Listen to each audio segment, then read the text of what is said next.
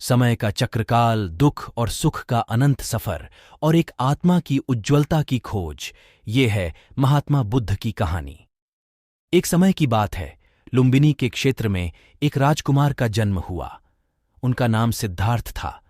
उनके जीवन में आनंद और सुख से भरा हुआ था, लेकिन एक दिन उन्हें जीवन की असली सच्चाई का सामना करना पड़ा। सिद्धार्थ ने महाराजा के महल से बाहर निकलते ही दुख, रोग और मौत के रूप में पृथ्वी की हकीकत से पहली बार मिला। क्या अनुभव ने उनके मन को चिंता कर दिया है।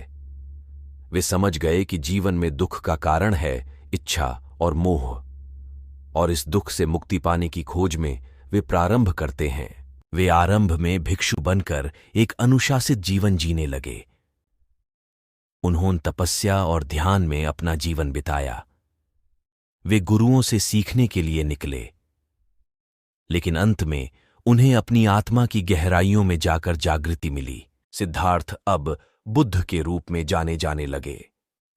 उनका ज्ञान और शांति का प्रकाश उनके चरणों में विफल रहा। उन्हें अपने ज्ञान को लोगों तक पहुंचने का संकल्प लेना चाहिए। उनकी प्रवचन शैली ने लोगों के मन को स्पर्श किया और उन्हें मार्गदर्शन दिया। उनका प्रवचन संकल्प से बड़ा था। वे सबको शिक्षा दी कि दुख और सुख का अंतर समझना जरूरी है। उनका मुख्य उपदेश था कि चित्त को शांत रखने से ही मोक्ष मिलता है। उन्होंने अहिंसा, दया, करुणा और प्रेम की महत्वपूर्णता को प्रस्तुत किया। बुद्ध ने अपने उपदेशों में व्यक्त किया कि जीवन में समृद्धि का रास्ता कर्म, बुद्धि और श्रद्धा से भरा हुआ है। वे बताते हैं कि सच्चाई और प्रेम से ही जीवन का उद्धार संभव है।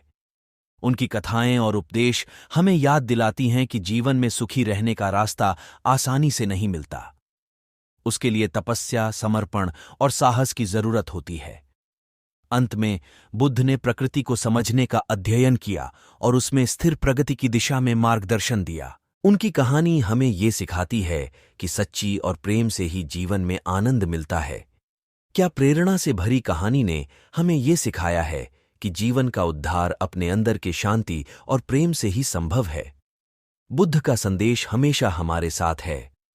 आत्मा की उज्ज्वलता के लिए सच्चाई और प्रेम का मार्ग चुनो। प्रेरणा की उड़ान।